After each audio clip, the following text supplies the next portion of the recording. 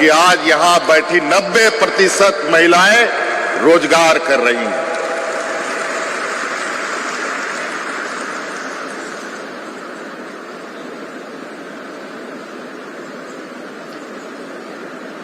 और हमारा ये प्रयास है कि इस राज्य में और रोजगार सृजन हो।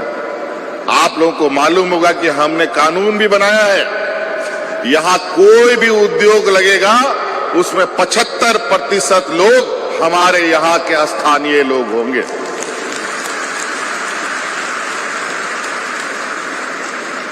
और इस क्रम में अभी हम लोगों ने विगत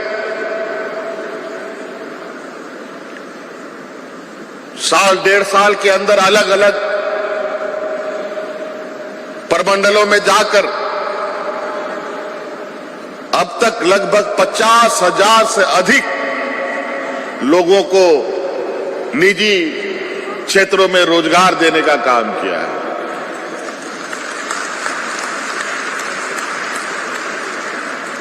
नौकरी देने की चुनौती वर्तमान में राज्य सरकार के ऊपर बहुत दबाव है। आपको मालूम है हमारा गांव देहात का जो नौजवान है सबसे अधिक जो किसान का बेटा है, मजदूर का बेटा है, ये लोग सबसे अधिक फौज में नौकरी करने जाते थे। लेकिन वर्तमान में जो पहले की तरह नियुक्तियां होती थी वो नियुक्तियां नहीं हुई। और थोड़ा बहुत गांव देहात से बाहर निकल करके कोई पढ़ लिया तो वो सारे लोग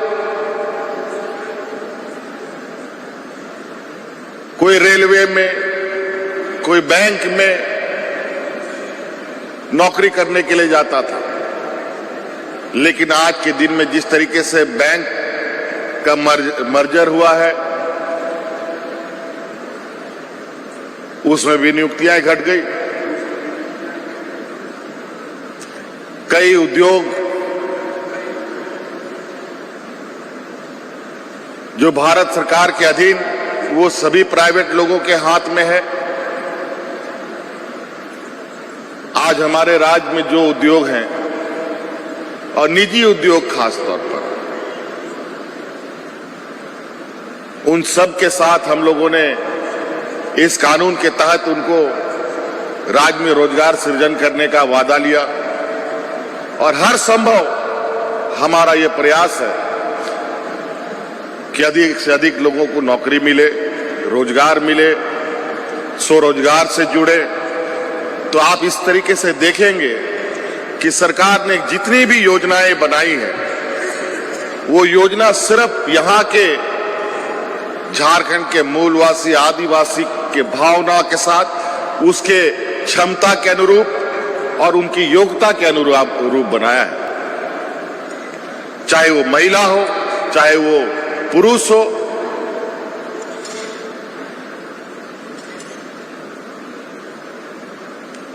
और आज आप सब लोग अभी इन अप्रैल इंडस्ट्रीज में काम कर रहे हैं। आप लोगों ने बहुत कुछ हुनर सीखा है। जैसे ढींगरा साहब ने कहा कि कोई जिस क्षेत्र में एंट्री किया हो सकता है कि वो स्टिचिंग के ये में किया हो, आज सुपरवाइजर का काम कर रहा है। आज इन लोगों ने सिर्फ आपको रोजगार ही नहीं दिया बल्कि आपको तराशने का भी काम किया है। और मैं आप लोगों से ये कहना चाहूंगा, बहुत बड़ी संख्या में महिलाएं यहां हैं और हमारे पुरुष राज्य के थोड़े आज के दिन में दूसरे मनस्थिति में घूमते रहते हैं। तो आप लोगों से हम ये कहना चाहेंगे कि सरकार ने कई योजनाएं बनाई हैं, उन योजनाओं का भी लाभ आप ले सकते हैं। और उस योजना में सरकार स्वरोजगार, आज हो सकता है कि आप 15,000, 20,000, 50,000 लाख रुपया का महीना कमा रहे हो, लेकिन स्वरोजगार से आप लाख रुपया तो कमाएंगे ही कमाएंगे, हो सकता है उससे अधिक कमाएंगे, बल्कि अपने साथ 4 लोगों को भी रोजगार दे सकते हैं। जैसे अभी इन्होंने बताया, एक मशीन में कम से कम 3 लोगों की आवश्यकता होती है, तो स्वरोजगार में भी ऐसा ही है।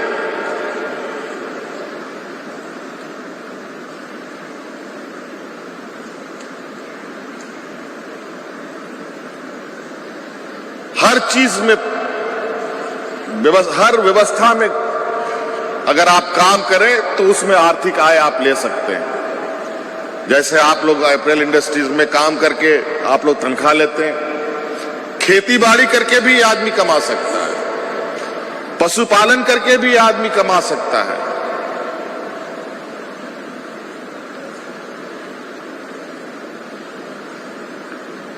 रोटी, कपड़ा और मकान,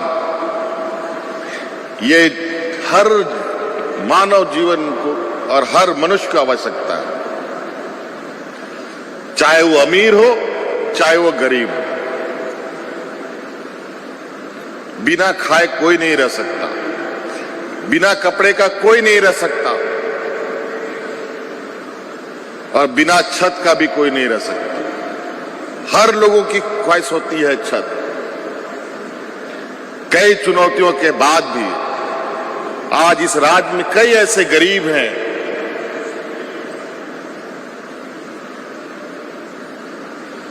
जिसके घर पे छत नहीं है, वो सामर्थ्य नहीं है उस घर को बनाने के लिए। आज इसीलिए सरकार ने एक बड़ी चुनौती ली है और इस राज्य के हर गरीब को आवास देने के लिए अब वह आवास की योजना शुरू की है, जो हम कल परसों से देने वाले हैं।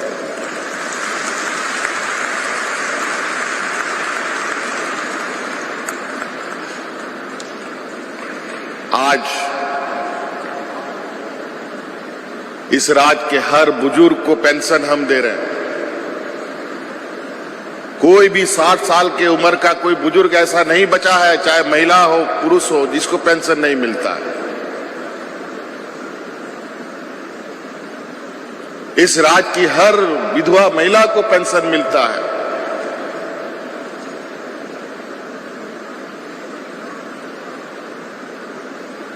हर दिव्यांग को पेंशन मिलता है।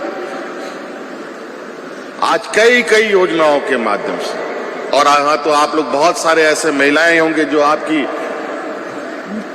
घर में बच्चे होंगे, बेटियां होंगी।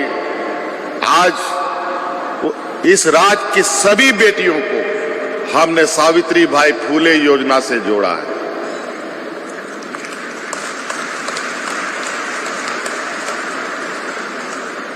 घर में आप लोग की बेटियां हैं कि नहीं? बेटी सब है घर में? सावित्री बाई फुले का योजना उनको मिला है? जरा बताइए तो, आवाज दीजिए। मिला है?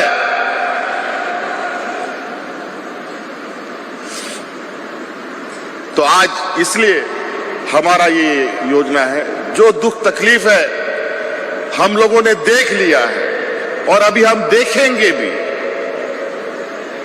और उस चुनौती से लड़ेंगे भी और आगे बढ़ेंगे भी, और हम अपने आने वाली पीढ़ी को सुरक्षित भी करेंगे।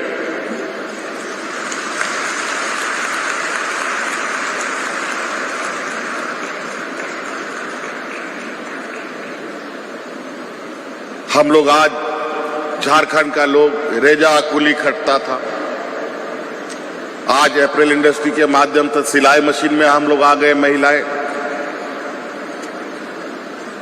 अब यहां से काम नहीं चलेगा, इसीलिए अब आने वाला समय में हमारा बेटा बेटी लोग डॉक्टर, इंजीनियर, वकील, जज बने।